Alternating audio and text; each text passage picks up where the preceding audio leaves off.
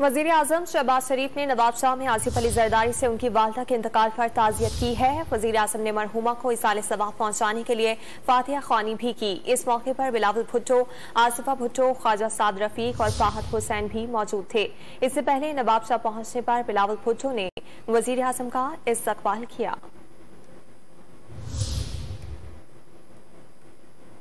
आपको अपडेट कर रहे हैं। वजीर आजम शहबाज शरीफ ने नवाब शाह में आसिफ अली जरदारी से उनकी वालदा के इंतकाल पर ताज़ियत की और वजीर आजम ने मरहुमा को इसाले सवाब पहुंचाने के लिए फातिहा ख्वानी भी की। इस मौके पर बिलावल भुट्टो जरदारी, आसिफा भुट्टो, ख्वाजा साद रफीक और फाहद हुसैन भी मौजूद थे।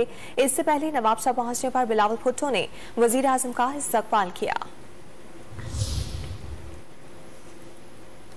वजीर आजम ने मरहुमा को इसाले सवाब पहुंचाने के लिए फातिहा ख्वानी भी की। इस मौके पर बिलावल भुट्टो, आसिफा भुट्टो, ख्वाजा साद रफीक और फाहद हुसैन भी मौजूद थे। इससे पहले नवाब शाह पहुंचने पर बिलावल भुट्टो ने वजीर आजम का इस्तकबाल किया।